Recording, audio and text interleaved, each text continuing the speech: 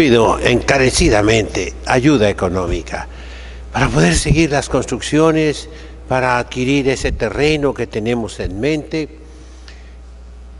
y sobre todo pido a las muchachas de 12 a 24 años, a las que sientan una inquietud en su corazón, a esas muchachas a quienes no les llena el mundo, las que no se contentan con las cosas banales, pasajeras de cada día. ¿No será Dios que te está poniendo poquito sin sabor, amargura, aburrimiento en esas cosas que a otras muchachas las vuelven locas? Va a venir el artista fulano y se vuelven locas. Yo recuerdo en mis tiempos, yo estaba en el seminario, pero salía de vez en cuando a la casa con mis papás, una visita de unas cuantas horas, etc. Y recuerdo que existía el primer programa, de los primeros programas de televisión que se pasaban en esta ciudad de Tijuana. Eran de San Diego. Había 3 cadenas, que todavía existen, me parece. La National Broadcasting Company, NBC, la American Broadcasting Company, ABC, y la CBS, Columbia Broadcasting Company. El canal 6, el canal 8 y el canal 10. Eran los únicos que se veían para todo San Diego y pues para Tijuana, porque la antena todavía está aquí en el Monte San Antonio, en Tijuana. La televisión que llamamos, ¿verdad? Y como no tenían suficientes programas para llenar las 24 horas, ponían bailes. American Bandstand, me acuerdo de eso, era a mediodía, como a las 2 de la tarde, ¿no? Una hora que no es pico, que mucha gente no la ve. Eran bailes de rock and roll cuando comenzaba. Y en aquellos tiempos había un artista, Elvis Presley, todavía lo recuerdan por ahí, dicen que se aparece, ¿verdad? Diríamos el inventor del rock and roll. Y yo recuerdo que se veía cómo las muchachas, cuando lo veían, se desmayaban, pero de verdad caían tras en el suelo, un desmayadero de chamacas, porque vieron a Elvis Presley, ¿verdad? Bueno, a ti, muchachita que me estás oyendo, te desmayas porque ves, no sé, los tigres del norte o las pulgas del sur o yo no sé qué conjunto o un artista o esto o lo otro. Si tú eres de las que no se desmayan, que no se vuelven locas, a lo mejor Dios te está llamando. Hazle caso. Entra a la vida religiosa. Comunícate con nosotros. Hoy celebramos una muchacha, Santa Inés, que fue mártir, que fue virgen, que no traicionó a Cristo, que resistió la persecución del Imperio Romano. Hubo muchísimas. La Iglesia las venera y las pone como modelo. Esos son los verdaderos modelos, para que otras las imiten. Hay muchas, repito. Santa Cecilia, patrona de la música. Santa Lucía, que le sacaron los ojos, es la patrona de las enfermedades de los ojos. Santa Águeda, y así pudiera seguir con tantos nombres que ahora ya no se usan. Casi a ninguna niña le van a poner Cecilia, Inés, Águeda, ni pensarlo, ¿verdad? Sinforosa, ella fue casada, tenía hijos, ¿verdad? Pero ¿a quién le pone Sinforosa? Díganme, ¿conocen alguna señora que se llame Sinforosa? Ya no. Les pone nombres de perros, de gatos, de animales, de artistas, claro que sí. Son sus modelos. No, mis hermanos, primer punto. Yo quiero que en todas las familias diariamente lean la vida de los santos. Cómprense, todavía se pueden comprar libros de vida de los santos. Y si no, en el misal, ¿verdad que sí viene? En el misal viene diario poquito sobre la vida de los santos. En el internet, en el celular tuyo, pon vida de Santa Inés y te va a aparecer ahí la vida de Santa Inés. Todavía digo, porque a ratito verán que los van a cancelar. Segundo punto, la persecución. Estas muchachitas, estas vírgenes, estas santas, murieron durante una persecución sangrienta, violenta, injusta, terrible, por el gobierno federal de aquel tiempo, que se llamaba Imperio Romano, y no era federal, ¿verdad? Pero era universal, y ellas resistieron. Tercer punto, la persecución puede venir de fuera de la iglesia, y casi siempre fue así, y produce mártires, produce santos.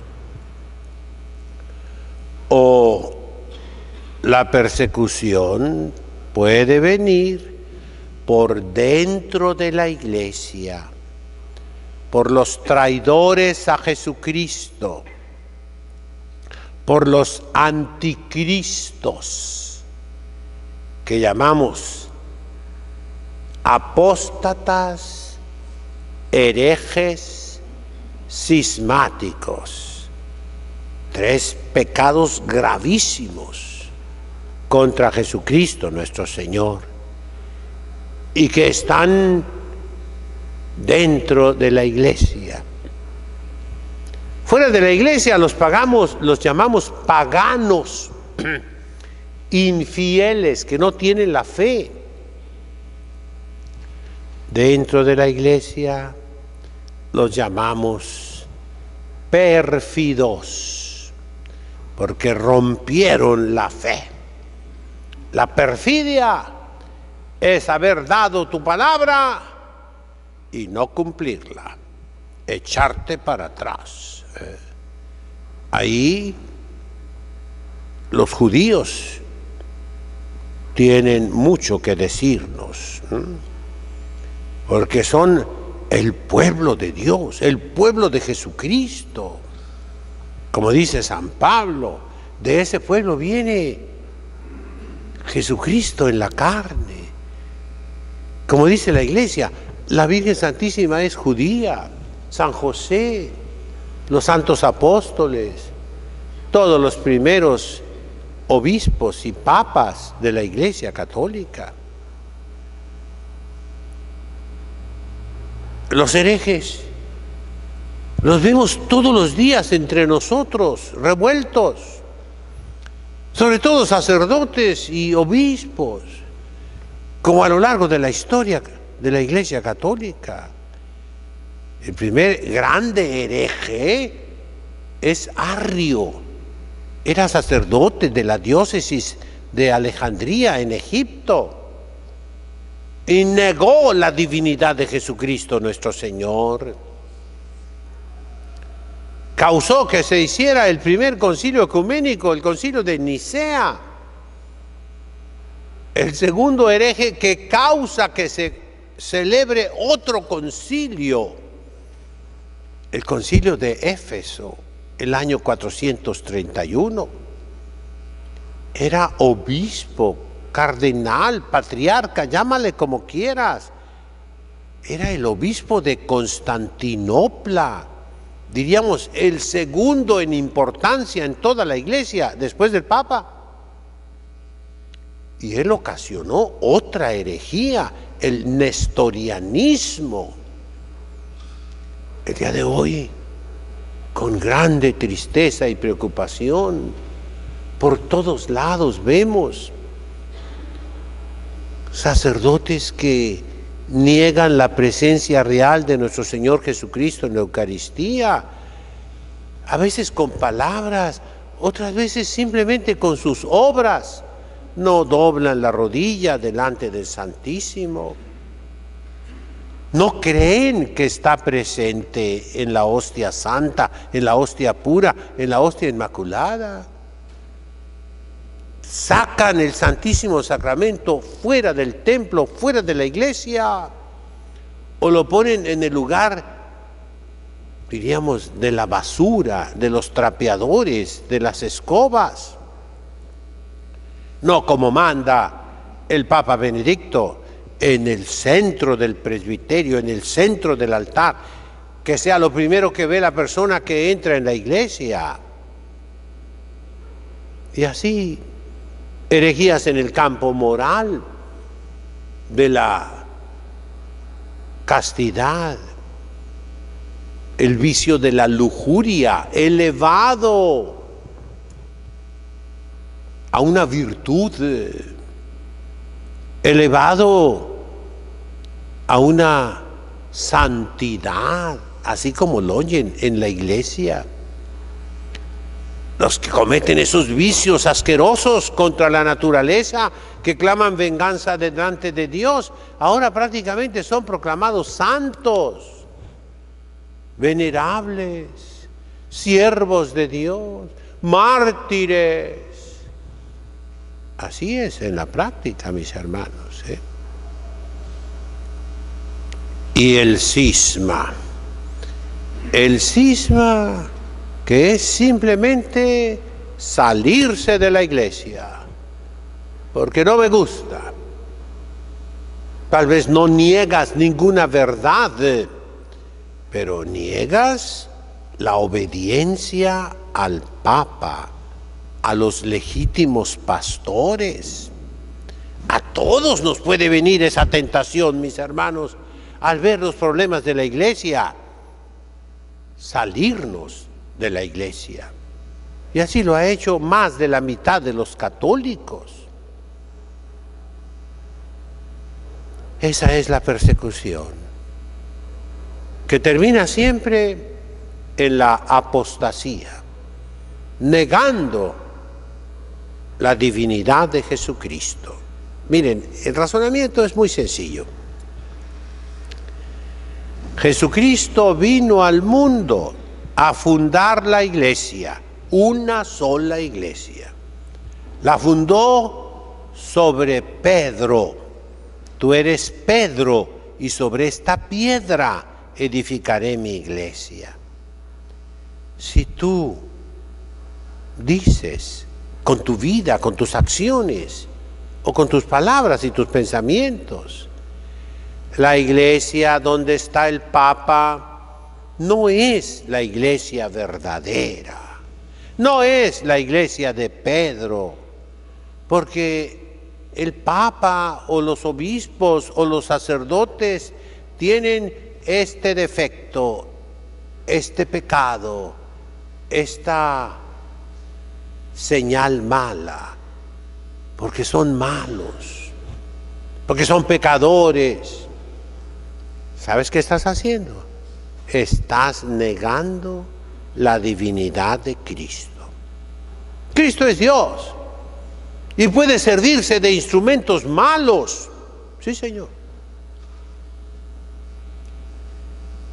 Vamos a poner un ejemplo que utilizan en parte los padres de la iglesia. Si Judas, el traidor, el que vendió a Jesucristo nuestro Señor, si Judas bautiza, es Cristo el que bautiza. Yo le jalo más todavía.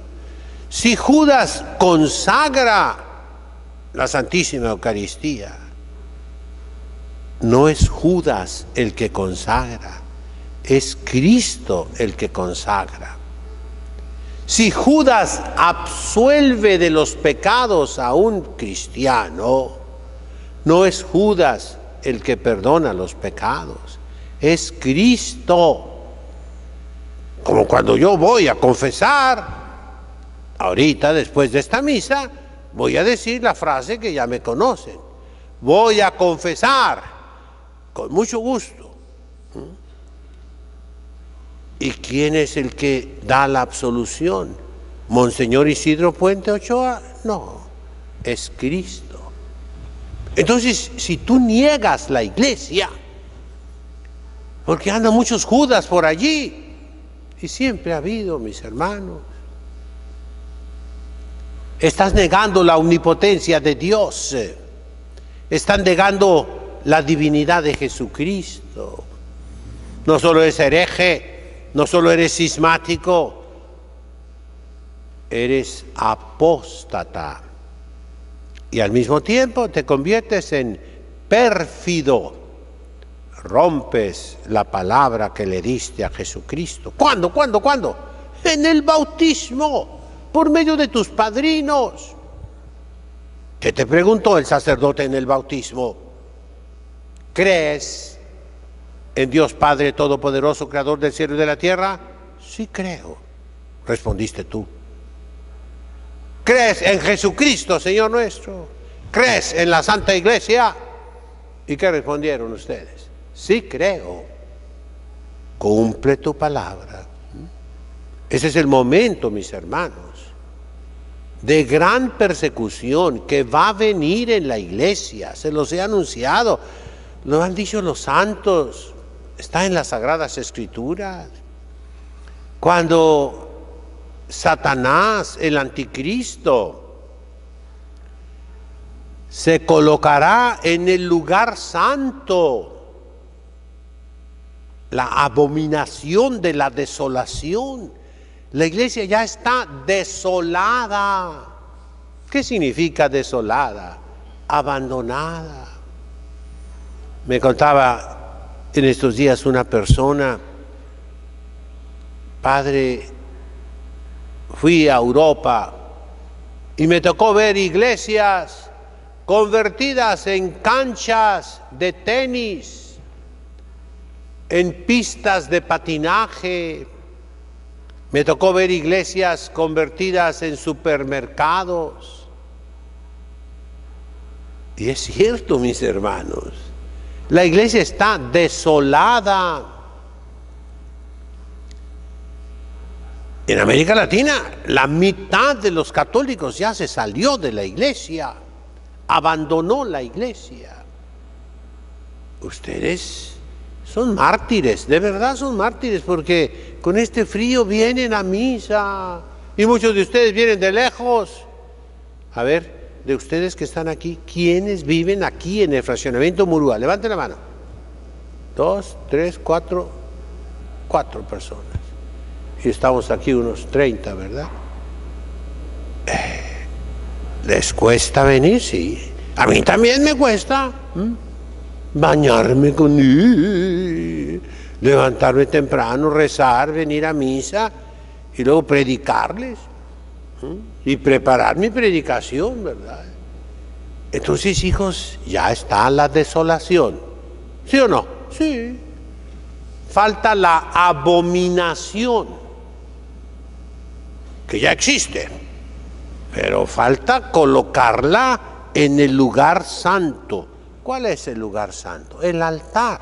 Ya se los he dicho mucho. Va a venir ese momento, mis hermanos, terrible, ¿eh? Y debemos estar preparados. Debemos defender lo que siempre fue santo, en palabras de Papa Benedicto. Lo que siempre fue sagrado, lo debemos defender, aún a costa de nuestra vida. No tanto en un pleito y en una argumentación, en una discusión, no. En nuestra vida.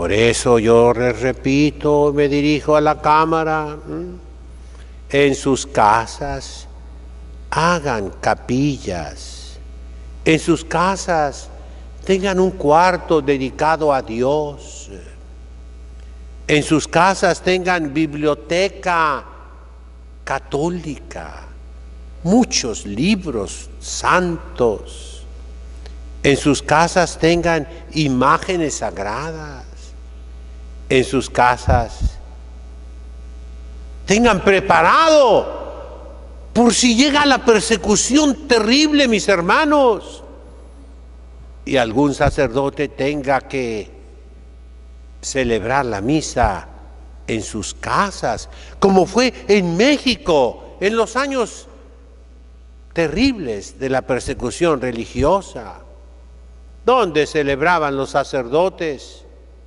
mártires en las casas privadas y la gente escondía. A mí me tocó ver una señorita ya muy viejecita que tenía un pañuelito bordado por ella. Antes las mujeres hacían obras de arte con la aguja. Ahora, ni saben, aguja, ¿qué es la aguja? Ni saben, ¿verdad? Tenía un pañuelito que ella había hecho y ella había sido de la Acción Católica allá por 1927 en Zacatecas. Era de familia muy rica. Ella nunca se casó. Y dice, en este pañuelito yo llevaba la Sagrada Comunión a los que estaban en la cárcel, que iban a morir por Jesucristo nuestro Señor. Ese pañuelito no sé dónde quedó. Ella ya murió hace muchos años, ¿no? Esas eran las muchachas de entonces. Si la hubieran agarrado los soldados, la matan. Pero ella se arriesgaba, generosa. Vamos pues a tener un poquito, mis hermanos, de ese espíritu. Y muchachas tontas, no te desmayes delante de los tucanes, de los tigres del norte, de las pulgas. Así se llama un salón de baile aquí en Tijuana, ¿verdad? No, desmáyate delante de Jesús, de su belleza. Desmáyate con la Virgen Santísima al pie de la cruz. En nombre del Padre, del Hijo, del Espíritu Santo. Amén.